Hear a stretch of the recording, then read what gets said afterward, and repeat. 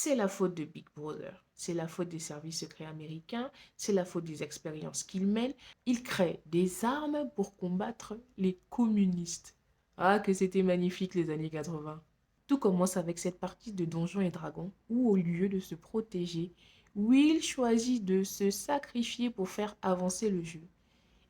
Est-ce que vous réalisez à quel point il a fallu penser le truc de se dire que on passe du jeu à la réalité et parce qu'il ne s'est pas protégé dans le jeu, quand il va rentrer chez lui, il ne sera pas du tout protégé et il va se faire kidnapper par le démon Gorgon.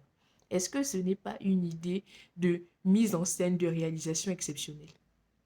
Bon, je suis censée vous parler de l'intrigue et pas de la mise en scène, donc je reviens à l'intrigue. Ce que j'ai particulièrement aimé dans cette première saison, c'est la manière dont l'intrigue nous tient en haleine jusqu'au dernier épisode. Parce que même la fin du dernier épisode de la saison 1 te projette sur la suite de la saison 2. En fait, tu te dis, bon, l'intrigue n'est pas terminée et heureusement que je la regarde maintenant alors que tout est sorti. On n'imagine pas le stress qu'ont dû ressentir les personnes qui ont regardé ça alors que la saison 2 n'était même pas encore tournée. L'article que j'ai écrit sur Stranger Things est disponible sur mon blog et le lien du blog est disponible en bio. N'hésitez pas à faire un tour et à laisser un message une fois que vous aurez lu l'article. Dites-moi en commentaire ce qui vous a le plus marqué dans l'intrigue de cette première saison.